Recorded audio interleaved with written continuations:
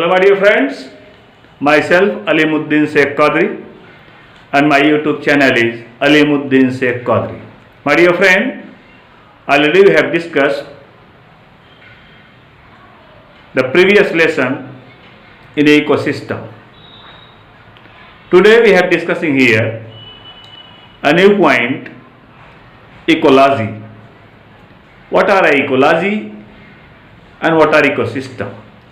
And what are the differences in between ecology and ecosystem? So my dear friend, first of all, we are discussing here what is the means of ecology. Ecology इस विषय में मैंने आपको बताया कि सबसे पहले term जो इकोसिस्टम का है, who gave the term of ecosystem? Who gave the term of ecosystem? Write the answer of this coin. Sir A.G. Tansley. Sir A.G. Tansley is given the term of ecosystem in 1935. In 1935 में sir A.G. Tansley ने ecosystem नाम दिया. My dear friends, what are ecosystem? Eco and system. यह हमारा ब्रह्मांड किस system के तहत चल रहा है? Plant and animals. The relationship in between plants and animals. The relationship in between plants and animals. They correlate to each other. Then they have got to the different life cycles. पारिस्थितिक तंत्र एक ऐसा तंत्र होता है जिसमें जीव जंतु और वनस्पतियां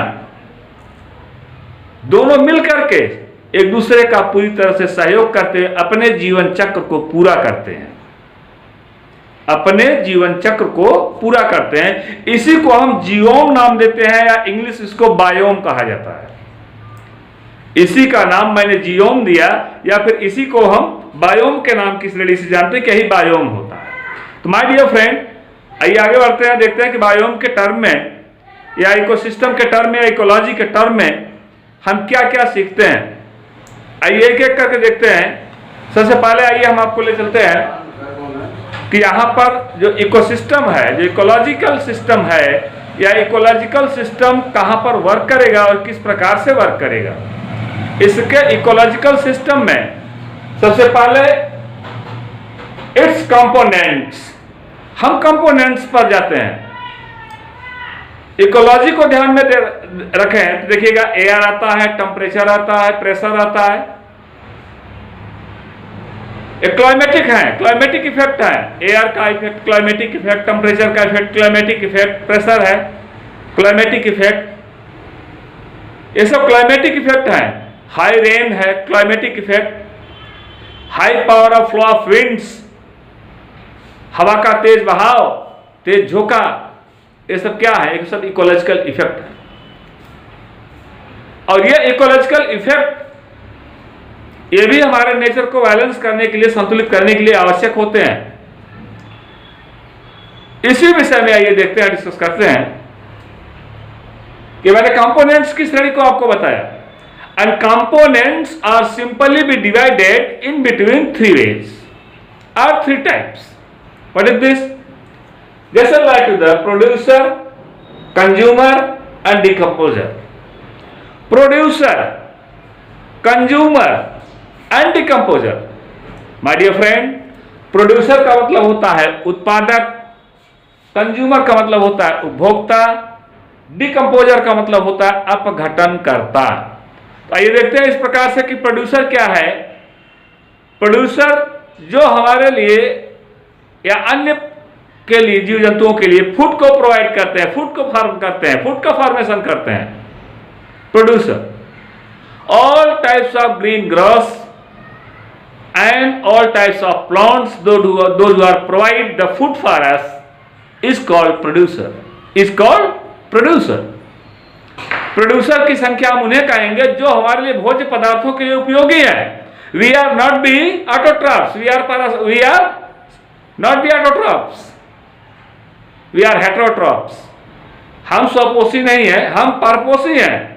उसका रीजन मैंने बताया कि पेड़ पौधों के द्वारा जो भोज्य पदार्थ बनाए जा रहे हैं, उनके द्वारा बनाए गए भोज्य पदार्थों के ऊपर हमारा जीवन निर्भर करता, हमारा जीवन संचालित होता, हमारा जीवन चलता रहता है सुचारू रूप से। इन्हीं प्रक्रियाओं के अंतर्गत आइए स्टडी करते हैं एक एक करके किस प्रकार से हमारा जीवन संचालित होता है। तो सबसे पहले आप देखिएगा, नोट करिएगा इसको, मैंने इकोसिस्टम एंड इट्स कंपोनेंट बताया। इकोसिस्टम एंड इट्स कंपोनेंट्स के बाद अब आइए देखिए प्रोड्यूसर, कंज्यूमर एंड डिकम्पोजर। ये मैंने दिया कि प्रोड्यूसर है, उत्पादन करता है, कंज्यूमर उपभोक्ता है जो इसका उपभोग करेंगे, डिकम्पोजर अपघटन करता होते हैं। फूड चेन क्या होती है, खाद्य श्रृंखला क्या होती है, फूड वेयर, वेयर मीन्स होता है जाल, नेट, खाद्य जाल क्या होती है। और थर्ड का पॉइंट होता है ओजोन लेयर का, जो हमें और हमारे पूरे क्लाइमेट को पूरी तरह से प्रोटेक्शन प्रोवाइड करती है। तो इन्हीं में से आइए एक एक करके डिस्कस किया जाए कि किस प्रकार से हम फूड चेन और फूड वेब पर डिस्कस करें। उसके पहले सबसे पहले हम डिस्कस करना चाहेंगे कि प्रोड्यूसर और कंज्यूमर और डिकम्पोजर पर। तो प्रोड्यूसर, कंज्यूमर और डिकम्पोजर पर अगर हम डिस्कस कर रहे हैं, आइए एक एक करके हम इसका डिस्कस करते हैं। तो इसको हमने कहा, आप लोगों ने इसको नोट कर लिया होगा कि फूड चेन क्या है और फूड वेब क्या है। अभी मैं इसको फूड चेन और फूड वेब को क्लियर करके आपको समझा रहा हूं। आइए देखते हैं, फिर एक एक करके हम इसमें आगे बढ़ते हैं। तो प्रोड्यूसर की बात आती है। प्रोड्यूसर का मतलब होता है उत्पादक। उत्पादक में आ गए ग्रीन ग्रॉस, क्या आ गए, ग्रीन ग्रॉस आ गए, जितने भी ग्रीन ग्रॉस हैं, ग्रीन प्लांट्स आ गए। ये ग्रीन प्लांट्स ये क्या है, ये हमारे लिए उत्पादक का काम करते हैं। किसका काम करते हैं, प्रोड्यूसर का काम करते हैं। ये प्रोड्यूसर है, इन्हीं को हम उत्पादक बोलते हैं। उत्पादक का अर्थ होता है जो उत्पन्न करने वाले हों, जिनसे किसी का जीवन यापन संचालित हो रहा हो। जैसे आप देखिएगा, हमको अगर राइस लेना है तो हम धान की खेती करते हैं, हमको अगर पल्सेस लेना है, दाल लेना है तो हम अरहर की खेती करते हैं, मसूर की खेती करते हैं। तो क्या है ये सब हमारे लिए उत्पादक हैं। क्या है, इनको हम उत्पादक की श्रेणी में ले आते हैं। उत्पादक में green grass, green type plants, उत्पादक जो होते हैं वो always be autotrophs, they can not be heterotrophs. ये हमेशा ऑटोट्रॉप होते हैं because of the chloroplast are completely present in this plants. It means they have made their food itself, अपना भोजन स्वयं बनाते हैं, स्वयं बना सकते हैं। And those categories of plants and animals those who have take the food, those who have made the food itself is simply be called to the is simply be called to the producer। जैसे आपने देखा कि मैंने पौधे को लिया, ये पौधा है, देख रहे हैं आप, इसको आसानी पूर्वक आप देख लीजिए, ये पौधा है। इसमें आपने ब्रांचेस को देखा, यहाँ पर लीव्स लगी हुई हैं जो ग्रीन है, हरी प्रकार की पत्तियां लगी हुई हैं, ग्रीन प्लांट्स है ये। और ये क्या करता है कि ये अपना भोजन स्वयं बनाते हैं। अपना भोजन स्वयं बनाने के साथ साथ ये हमारे लिए फूड फॉर्मेशन का भी वर्क करते हैं। हमको फ्रूट्स भी देते हैं, फल भी देते हैं, इसी में से हमें फल भी मिलता है। तो फल भी हमारे लिए एक प्रकार के भोज्य पदार्थ है। तो यहाँ से आपने देखा कि हमको इस तरह से फ्रूट्स भी मिलते हैं, इस तरह से फ्रूट्स भी मिलते हैं, इस तरह से फ्रूट्स भी मिलते हैं, इस तरह से फ्रूट्स भी मिलते हैं हमको। तो आपने देखा कि यहाँ पर फ्रूट्स भी मिल रहे हैं, प्लांट भी ग्रीन है। तो इनको हमने कहा कि ये प्रोड्यूसर है। या अन्य जीवों के लिए देख लिया जाए, जैसे रैबिट के लिए देखा जाए तो जो घासें हैं, ग्रास जिनको बोला गया, एक ग्रास, ये छोटी छोटी घासें जो होती हैं, इस तरह से छोटी छोटी घासें जो होती हैं, रैबिट क्या करता है, इनको खाता है। रैबिट इनको खाता है, खरगोश इनका भक्षण करेगा। हर्बीवोरस एनिमल्स जितने भी हैं वो इनको खाते हैं, ग्रास को खाते हैं, जितने भी हर्बीवोरस हैं। हर्बीवोरस का मतलब होता है शाकाहारी। जो भी शाकाहारी जीव हैं वो सब घास पात पत्तियों पर निर्भर करने वाले जीव होते हैं, इसीलिए इनको कहा गया हर्बीवोरस, शाकाहारी। और शाकाहारी के बाद हमारा सेकंड जितने भी प्रोड्यूसर है वो सब के सब क्या होते हैं, वो सभी के सब उत्पादक है। और उत्पादक का अर्थ यह होता है, उत्पादक का अर्थ ही होता है कि जो दूसरों के लिए भोजन तैयार करें। तो यहां पर आपने देखा कि उत्पादक प्रोड्यूसर के रूप में जो भोज्य पदार्थों को तैयार कर रहे हैं उनको हमने क्या कहा, प्रोड्यूसर का। दूसरे पर आ जाइए, कंज्यूमर पर आइए। मैं यहाँ पर देखता हूँ कि कंज्यूमर क्या क्या होते हैं, जो है उत्पादक क्या क्या होते हैं, उपभोक्ता कौन कौन से हैं।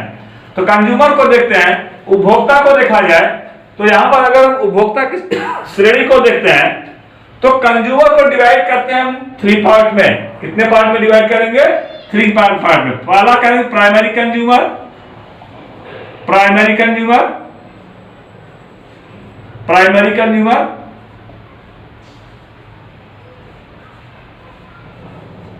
जिसको प्राइमरी पीसी कहा जाता है। दूसरा होता है हमारा सेकेंडरी कंज्यूमर, सेकेंडरी कंज्यूमर जिसको एससी कहा जाता है। तीसरा होता है टर्शियरी कंज्यूमर, टर्शियरी कंज्यूमर जिसको टीसी कहा जाता है। आपने देखा कि PC primary consumer, SC secondary consumer, TC tertiary consumer, ये कंज्यूमर होते हैं। कंज्यूमर का मतलब होता है उपभोक्ता। उपभोक्ता में प्राइमरी कंज्यूमर जो होता है ये किसके ऊपर डिपेंड करेगा? ये प्रोड्यूसर के ऊपर डिपेंड करेगा। किसके ऊपर? प्रोड्यूसर के ऊपर डिपेंड करेगा, उत्पादक के ऊपर निर्भर करता है। अर्थात जो आपने देखा कि ये जो प्राइमरी कंज्यूमर है, all types of primary consumer is a herbivorous. जितने भी प्रकार के प्राइमरी कंज्यूमर हैं सभी के सभी प्राइमरी कंज्यूमर हर्बीवोरस होते हैं, शाकाहारी होते हैं। अब ये जो शाकाहारी है इनका सीधा सा मतलब यह होता है कि पेड़ पौधों का भक्षण करेंगे, घास पात का भक्षण करेंगे, हरे पौधों का भक्षण करेंगे। उनसे जो एनर्जी निकलती है वो उस एनर्जी का ये 10% ले लेते हैं प्राइमरी कंज्यूमर। और प्राइमरी कंज्यूमर में जैसे like we are taking a simple example, यहां पर ग्रास है और ग्रास को लिया ग्रास हॉपर ने। किसने लिया? ग्रास हॉपर ने लिया, ग्रास हॉपर ने लिया। और ग्रास हॉपर को लिया किसने? फ्रॉग ने लिया। इसको फ्रॉग ने खाया। फ्रॉग को किसने लिया? स्नेक ने खाया। स्नेक को हॉक ने खाया। अब आप क्या देख रहे हो कि ये घास यहां पर प्रोड्यूसर है। क्या है ये? प्रोड्यूसर है, प्रोड्यूसर है ये। तो प्रोड्यूसर मतलब हो गया उत्पादक। इस चेन में मैंने क्या देखा? कंज्यूमर की श्रेणी में मैंने क्या देखा? कंज्यूमर की श्रेणी में मैंने ये देखा कि सबसे पहले प्रोड्यूसर का यूज कर रहे हैं। प्रोड्यूसर इसने भोजन का निर्माण किया, भोज्य पदार्थों को निर्माण किया। और जब इनका निर्माण हो गया तो इसके बाद ग्रास हॉपर है, टिड्डा, ग्रास हॉपर, ये क्या करते हैं कि इनकी पत्तियों को भक्षण करते हैं। आपने देखा भी टिड्डी दल आए हुए थे, ये सारे टिड्डी क्या करते थे? इन टिड्डियों का काम होता है कि जितनी भी हरी पत्तियां हैं उन सबको एक तरफ से सफाया कर खा ले जाते हैं। माय डियर फ्रेंड्स, इस बात को ध्यान में रखिएगा कि यदि ये ग्रास हॉपर अगर सारी हरी पत्तियों को खा जाएंगे तो पौधे अपना भोजन कैसे बनाएंगे? इसलिए ग्रास हॉपर उतने ज्यादा अमाउंट में नहीं होने चाहिए जितने की अमाउंट में प्रोड्यूसर है। अर्थात प्रोड्यूसर का अमाउंट सबसे ज्यादा होना चाहिए, नंबर ऑफ प्रोड्यूसर सबसे ज्यादा होना चाहिए, नंबर ऑफ कंज्यूमर उससे कम होना चाहिए, नंबर ऑफ सेकेंडरी कंज्यूमर उससे कम होने चाहिए, नंबर ऑफ टर्शियरी कंज्यूमर उससे कम होना चाहिए। माय डियर फ्रेंड, अगर इसमें से किसी का भी एक भी चेन अगर इसमें से मिस्टेक करती है, एक भी चेन अगर इसमें से डिस्टर्ब होती है तो पूरी की पूरा चेन जो है, इकोसिस्टम जो है वो डैमेज हो जाएगा। इसीलिए किसी भी चेन के किसी भी कंज्यूमर को आपको डिस्टर्ब नहीं करना है। यदि कोई कंज्यूमर कहीं से हट जाता है, सपोज दैट सेकेंडरी कंज्यूमर हट गए, टर्शियरी कंज्यूमर हट गए, तो पूरा का पूरा इकोलॉजिकल जो है बैलेंस और इम्बैलेंस हो जाएगा, असंतुलित हो जाएगा, नहीं कि संतुलित रहेगा। तो संतुलन की दृष्टि से आपने देखा कि इन विशेष प्रकार के जो उपभोक्ता हैं, कंज्यूमर्स हैं, इनकी उपस्थिति अनिवार्य होती है। अब इनको आप एक चेन के रूप में भी देख सकते हो आसानी पूर्वक। एक चेन चला दिए, घास है, ग्रास को लिया ग्रास हॉपर ने, ग्रास हॉपर को लिया फ्रॉग ने, फ्रॉग को लिया स्नेक ने, स्नेक को लिया हॉक ने, और हॉक को जो ले लिया डिकम्पोजर ले जाएंगे। जब हॉक डेड एंड डिकेट करेगा, मर जाएगा, सड़ेगा, तो सड़ाने का काम डिकम्पोजर करते हैं। सड़ाने का काम क्या करते हैं? डिकम्पोजर करते हैं। तो टर्शियरी कंज्यूमर जब डेड करता है तो उसको सड़ाने का काम, उसको गलाने का काम डिकम्पोजर करते हैं। इस तरह से आपने एक इकोलॉजिकल कंपोनेंट्स के विषय में देखा, इकोलॉजिकल कंपोनेंट के विषय में स्टडी किया।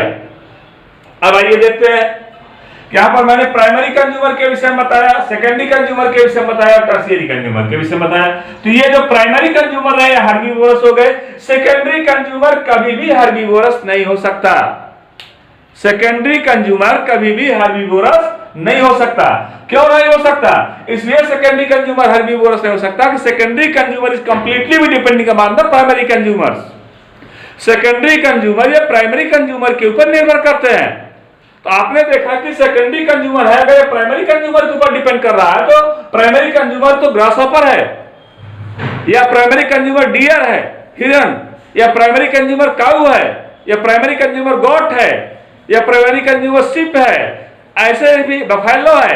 ऐसे animals those that take the only grass और green plants is called primary consumer. उसी को हमने प्राइमरी कंज्यूमर का नाम दिया।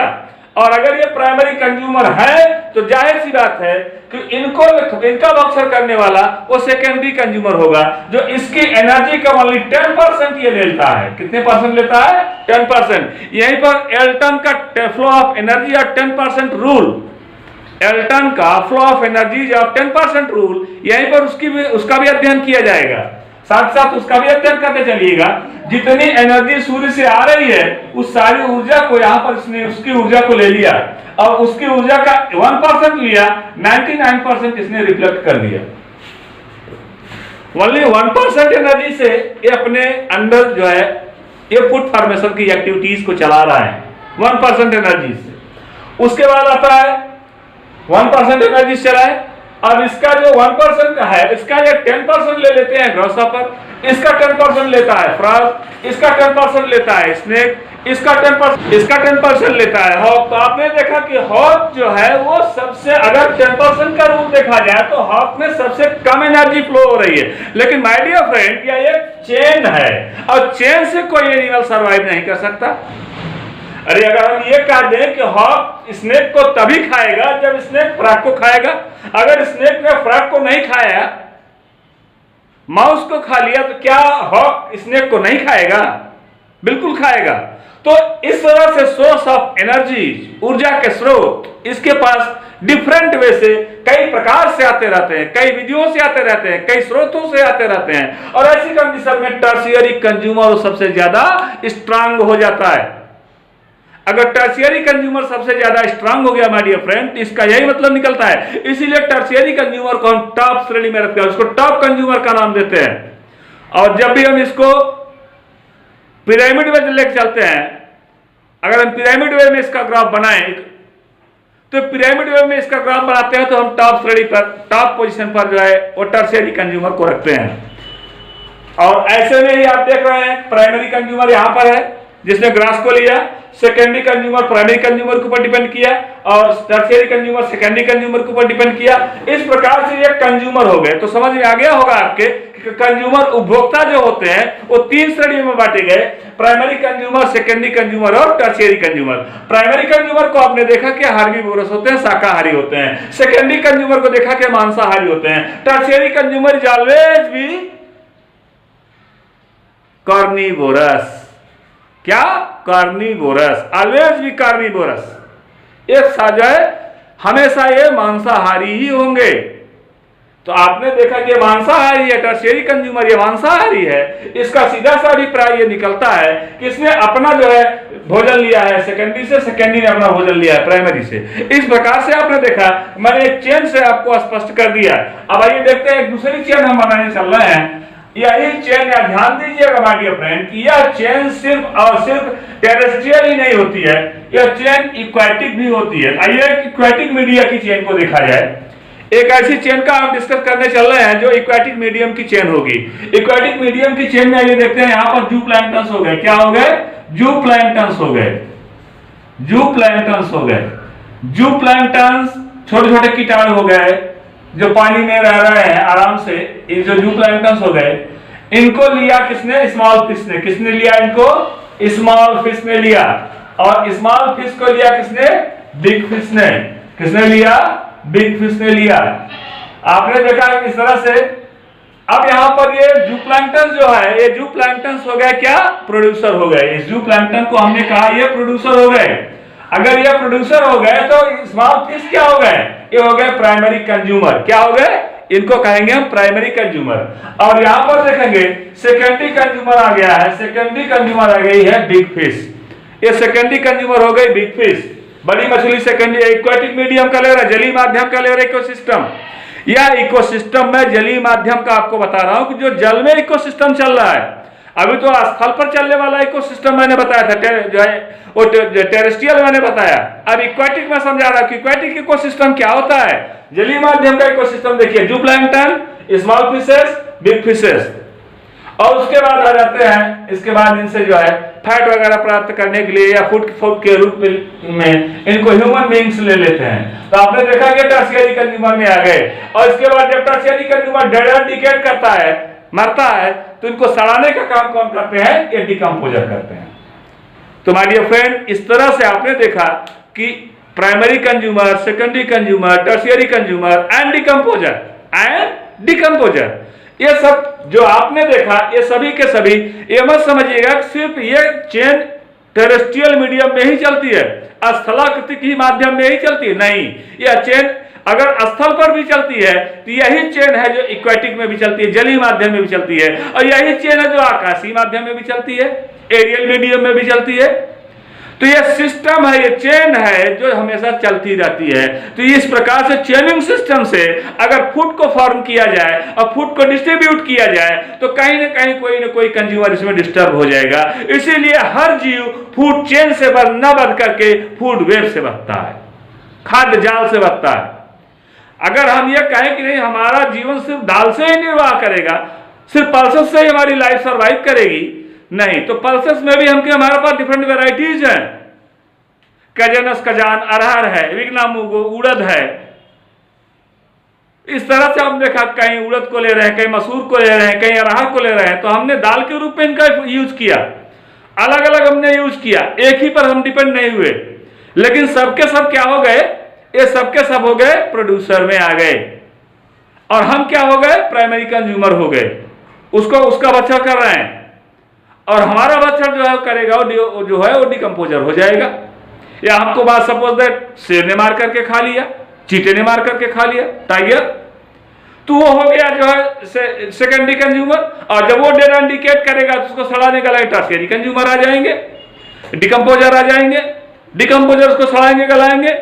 इस तरह से सड़ाने गलाने वाले काम जो है डिकम्पोजर का, जिसमें बैक्टीरिया और वायरसेस आते हैं, डिफरेंट टाइप्स ऑफ बैक्टीरिया आ जाते हैं। ये बैक्टीरिया आसानी पूर्वक इनको डिकम्पोज कर देते हैं, अपघटित कर देते हैं। इसलिए प्रकृति में इनको अपघटनकर्ता के रूप में जाना जाता है, डिकम्पोजर के रूप में जाना जाता है।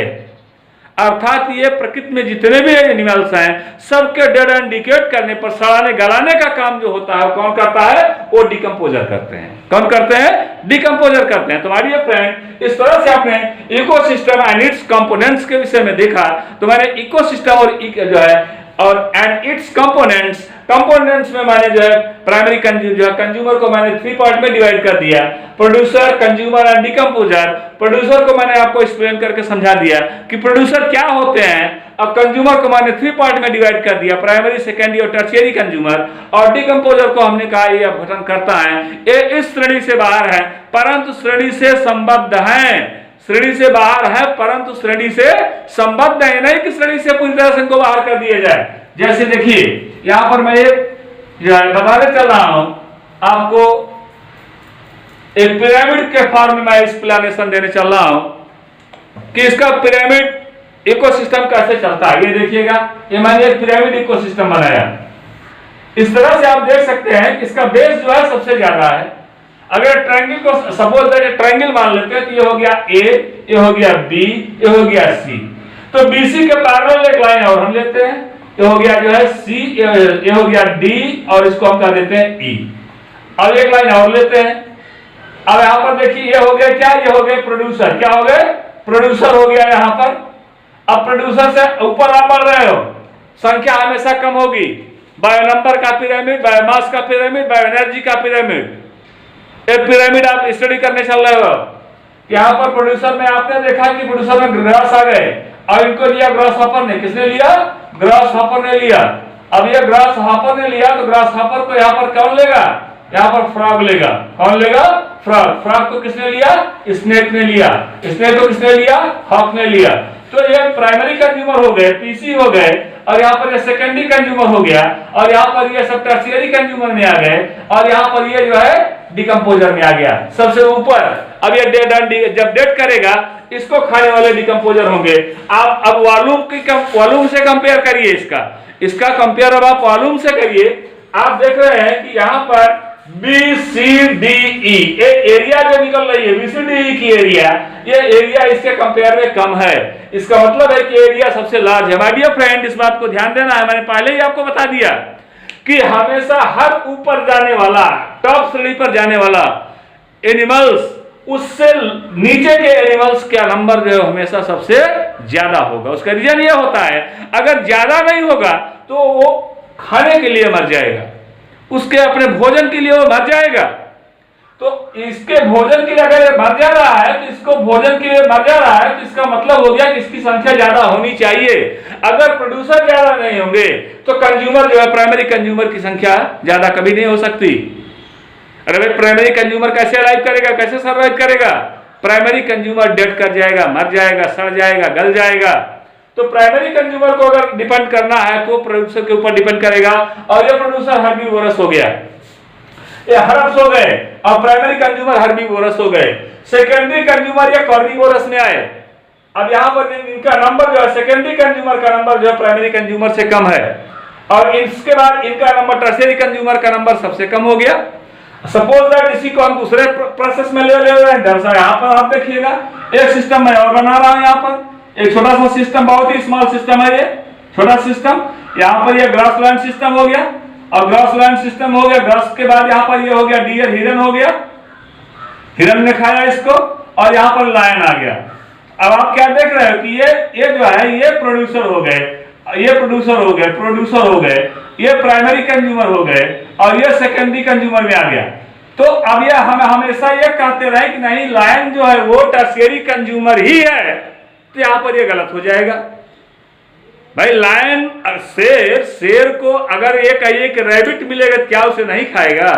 हिरन मिलेगा तो उसे नहीं खाएगा, गोट मिलेगी तो उसे नहीं खाएगा, बकरी मिलेगी तो उसे छोड़ देगा? नहीं, उसे खाएगा। तो बकरी किसको खा रही? घास को खा रही है। घास को किसने खाया? बकरी ने खाया। बकरी को कौन खा रहा है? हिरन खा रहा है। तो इस तरह से आपने देखा ये सिस्टम चल रहा है। तो टर्शियरी कंज्यूमर वो एक ही पर डिपेंड नहीं होते, लास्ट के कंज्यूमर वो एक ही पर डिपेंड नहीं होते। इसीलिए यह फूड चेन न बन करके फूड वेब बन जाता है। चेन से चेन तो चलती है, चेन तो मैंने आपको दो बताया, एक चेन मैंने टेरेस्ट्रियल की बताया, एक चेन मैंने एक्वेटिक मीडियम की बताया। अब ये चेन तो चल गई, फूड चेन तो चल गई। अब आइए देखते हैं फूड वेब क्या है। अब इसकी श्रेणी में अगर फूड वेब को देखें तो यहां पर देखिएगा, फूड वेब को इस तरह से वेब हम बना रहे हैं। जब से वेब को आप देखिएगा तो ये समझ में आपके आ जाएगा कि फूड वेब कैसे बनती है और किस प्रकार से चलती है। यहां पर ये हो गई ग्रास, क्या हो गया? ग्रास।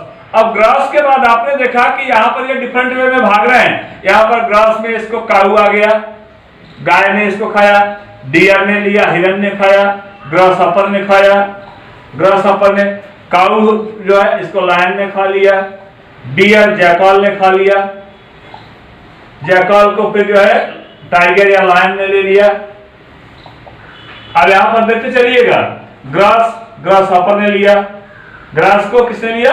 ग्रास हॉपर ने लिया, ग्रास हॉपर ने लिया, ग्रास हॉपर को किसने खाया? फ्रॉग ने लिया। फ्रॉग को कौन ले रहा है? स्नेक ने लिया। स्नेक को कौन ले रहा है? हॉक ले रहा है। तो अब आप देखिए, अब ये पूरी तरह से बधे हुए हैं। अब ग्रास से आया है, ग्रास हॉपर लिया, ग्रास हॉपर, फ्रॉग आया, फ्रॉग को स्नेक ने लिया। अब ये जो भी इनको मिल रहा है सब एक दूसरे से बध गए पूरी तरह से। अब जयकाल को, अगर लायन को अगर जयकाल मिलेगा तो इसका रक्षण कर लेगा। वो ये नहीं देखेगा कि इसने डियर को नहीं खाया इसलिए हम नहीं खाएंगे, ऐसा बिल्कुल नहीं है। लायन डियर को भी खा सकता है, हिरन को भी खा सकता है, लायन जयकाल को भी खा सकता है, लायन काऊ को भी खा सकता है, लायन गोट को भी खा सकता है, गोट। तो यहाँ पर देखें, गोट को भी खा सकता है, बकरी को भी खा सकता है। इस प्रकार से आपने देखा कि एक नेट जैसा बनता चला जा रहा है, एक जाल जैसी बनती चली जा रही है। ये जाल जो होती है, ये अगर एक चेनबद्ध तरीके से है, एक चेन के रूप में श्रृंखलाबद्ध तरीके से है, एक चेन के रूप में है, श्रृंखलाबद्ध तरीके से है, तो ये फूड चेन कही जाएगी। लेकिन माय डियर फ्रेंड, मैंने अभी अभी डिस्कस करते हुए आपको बताया कि फूड चेन से कोई भी एनिमल सरवाइव नहीं कर सकता। चेन से अगर आप सरवाइव करेंगे तो सीधा सा अर्थ यह हो जाएगा, अगर आप चेन से सरवाइव करेंगे तो सीधा सा अर्थ इनका यह हो जाएगा कि चेन कहीं ना कहीं वो ब्लॉक करेगी, चेन कहीं ना कहीं जाकर के रुकेगी। जब चेन कहीं ना कहीं जाकर के ब्लॉक करेगी तो किसी न किसी एनिमल का को जो है वो पूरी तरह से पृथ्वी से विलुप्त होना पड़ जाएगा।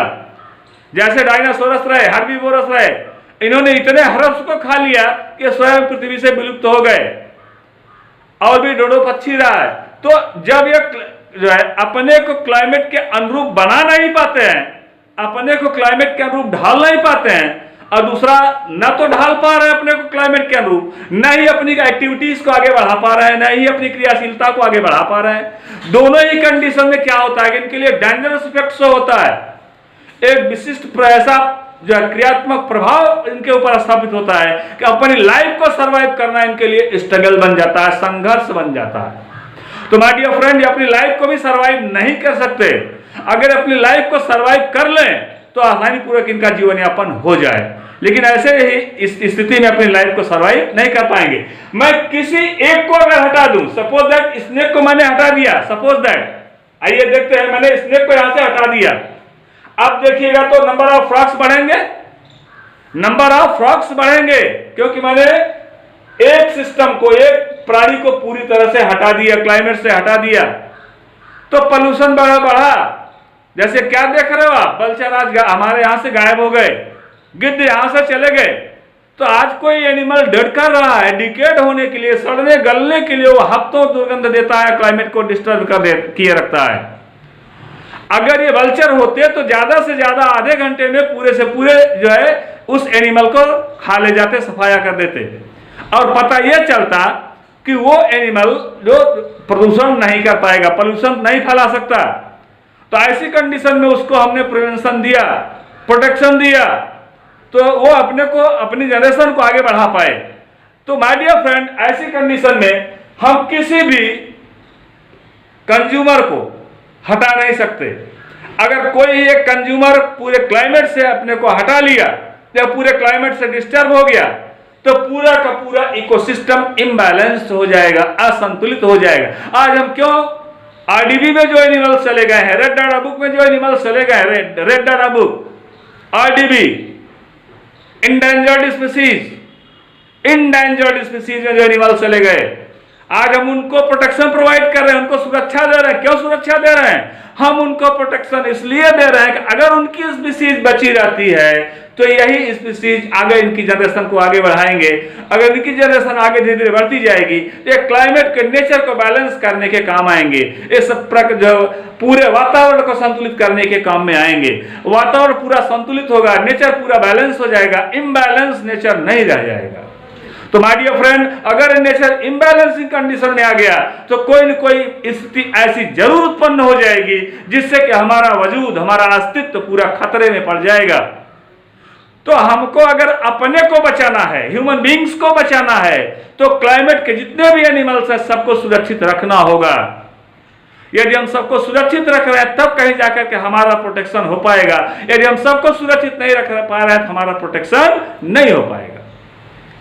हमने अभी बताया आपको कि यदि क्लाइमेट से किसी भी प्रकार के एनिमल को हटा दिया जाए तो हमारा एक क्लाइमेटिक बैलेंस है वो इम्बैलेंस हो जाएगा, असंतुलित हो जाएगा।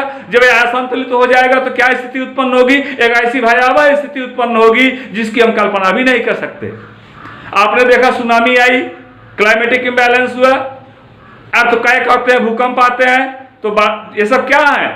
अगर हमने फॉरेस्ट को, डिफॉरेस्टेशन की प्रक्रिया को ना अपनाया होता, जो इतने हाई अमाउंट में फॉरेस्ट थे वो पूरी तरह से समाप्त ना हुए होते, डिफॉरेस्टेशन ना हुआ होता, तो आज ये एनिमल वहां पर सरवाइव करते रहते और इस तरह की कंडीशन हमारे जो है वो हमेशा जो है क्या होती कि अनुकूलित होती। लेकिन ऐसी कंडीशन हमारे लिए अनुकूलित नहीं हो पा रही है क्योंकि हमने डिफॉरेस्टेशन कर दिया, हमने डिफॉरेस्टेशन कर दिया, हमने पेड़ पौधों की कटाई कर दिया। अर्थात पेड़ पौधों की आपने कटाई किया, हमने कटाई किया, तो सोचिए कितने एनिमल्स को हमने डिस्टर्ब किया।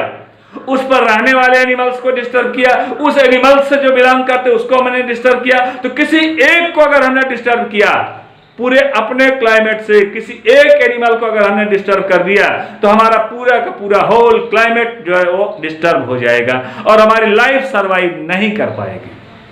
तो इस तरह से आपने देखा कि मैंने इकोसिस्टम एंड इट्स कंपोनेंट्स के विषय में आपको बताया, प्रोड्यूसर क्या होते हैं, कंज्यूमर क्या होते हैं, और डिकम्पोजर में अपघटनकर्ता में मैंने आपको बताया कि डिफरेंट टाइप्स ऑफ बैक्टीरियाज हैं, वायरसेस हैं, माइक्रोब्स हैं, ऐसे छोटे छोटे जीव पैदा होते हैं। सड़ने गलने पर कीड़े हम और आप देखते हैं, कहते हैं कीड़े पड़ गए इनमें, वो कीड़े ने डिकम्पोजर उसको अपघटन करता है, उसका बच्चा कर रहे हैं, उसको खा रहे हैं और खा करके अपनी लाइफ को चला रहे हैं।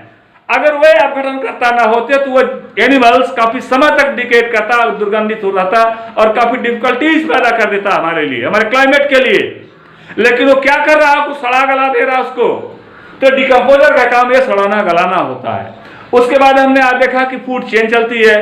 फूड चेन किस प्रकार, फूड चेन को मैंने दो रूपों में आपको एक्सप्लेन करके समझाया कि एक्वाटिक मीडियम में कैसे चलती है, टेरेस्ट्रियल मीडियम में कैसे चलती है, एरियल मीडियम में कैसे चलती है। देखिए एरियल मीडियम को मैं बता रहा हूं आपको, जरा सा उस पर ध्यान दीजिएगा। यहाँ पर जो है, यहाँ पर ट्री हो गया, पौधा हो गया इस तरह से। पौधे में आपने देखा कि इस तरह से बड़ा सा पौधा हो गया इस तरह से, इसमें ब्रांचेज है। और यहाँ पर आपने देखा कि ये पक्षी अपना घोंसला बनाए हुए हैं और इनके घोंसले में अंडे हैं। क्या है, अंडे हैं। घोंसले में पक्षियों ने अंडे दे रखे हैं। अब सर्प आता है और इनके अंडे को खाता है। अब सर्प इसके अंडे को खा रहा है। अब सर्प को ऊपर से किसने ले लिया, बाज ने ले लिया, बाज ने खा लिया इसको। तो ये हवा में ही चल गया सिस्टम। सर्प नीचे नहीं आ पाया, ऊपर से एरियल में ही चल गए। हॉक ने लिया, बाज ने ले लिया। जैसे आप बर्ड्स में देखिएगा, बर्ड्स क्या करती हैं, अपने घोंसले में एग्स को देती है, अंडे को देती हैं और उसके हैचिंग के बाद चूजे निकलते हैं, चूजे को खा ले जाते हैं अदर एनिमल्स। या फिर देखते हैं कि जो बर्ड्स ने अंडे को दिया है उसी अंडे को खा ले जाते हुए एग्स को उसके खा ले, बचर कर ले जाते हैं। तो इस तरह से आपने देखा कि अपने एरियल वे में भी ये अपना सिस्टम चला रहे हैं, अपना एक प्रवाह जो है बनाए हुए हैं, ऊर्जा का प्रवाह जो है एरियल सिस्टम में भी बनाए हुए हैं। तो इसी प्रकार से एल्टन ने कहा कि the flow of energy of 10% rule, ऊर्जा प्रवाह का 10% का नियम। माय डियर फ्रेंड, जितना भी आप चेन को आगे बढ़ाते जाएंगे, हर आगे आने वाला एनिमल अपने पहले के एनिमल का 10% एनर्जी ही यूज करता है, 10%। तो इसका मतलब ये हुआ कि अगर इसने सपोज दैट इसने 100% एनर्जी लिया, या हम ये कहते हैं चलिए इसने जो है 1000 जो है जूल एनर्जी लिया। अब इसका 10% निकाल लीजिए, मल्टीप्लाई 10/100 कर दीजिए आप। एक जीरो से एक जीरो का इसमें 100 आ गया। अब इसका 10% कर दीजिए, इसमें 10 आ जाएगा, इसका 10% कर दी तो 1 आ जाएगा। तो यहाँ पर 100% 1000 से लास्ट में पहुंच करके 1 जूल एनर्जी आई। जहां पर 1000 जूल एनर्जी थी, लास्ट में पहुंचते पहुंचते 1 जूल एनर्जी में कन्वर्ट हो गई। तो आप बताइए 1 जूल एनर्जी अगर इसको मिलेगी क्या ये सर्वाइव कर पाएगा?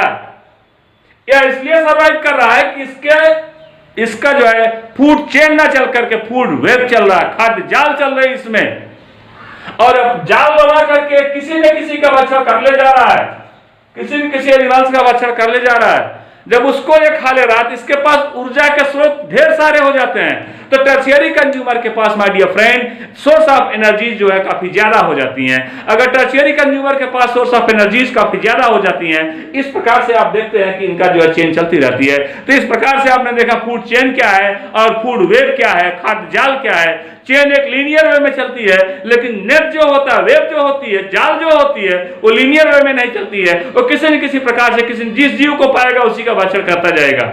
जो जिस जीव को पाएगा उसी का भक्षण करेगा। वो ये नहीं देखा कि इस जीव ने फला जीव को नहीं खाया था, हम इसको नहीं खाएंगे, ऐसा बिल्कुल नहीं होना है। नेट का मतलब हो गया, वेब का मतलब हो गया कि वे आसानी पूर्वक दूसरे जीव का भक्षण करते रहेंगे।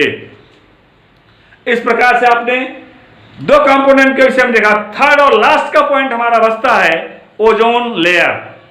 और हम आपको बताएंगे ओजोन लेयर का प्रोटेक्शन क्या होता है, फॉर्मेशन कैसे होता है, और ये हमारे लिए जो है किस प्रकार से प्रोटेक्शन प्रोवाइड करते हैं, और इनकी एक्टिविटीज क्या होती है, और ओजोन किस प्रकार से वर्क करता है, ओजोन की जो गैस, ओजोन गैस जो है किस प्रकार से वो वर्क करती है और हम किस प्रकार से पोल्यूशन को क्रिएट करके ओजोन को डिप्लीट कर रहे हैं, हटा रहे हैं, इसका एक्सप्लेनेशन माय डियर फ्रेंड मैं आपको अपने अगले लेक्चर में दूंगा।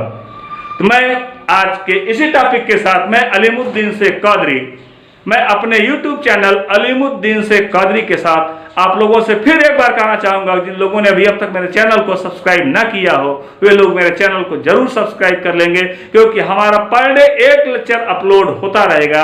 और ये लेक्चर मैंने क्लास 11th की बुक से दिया है और 11th में जो नीट की बुक से इस लेसन का जो एक्सप्लेनेशन हमने दिया है, आप लोग इसको पूरी तरह से रीड करिएगा, पढ़िएगा।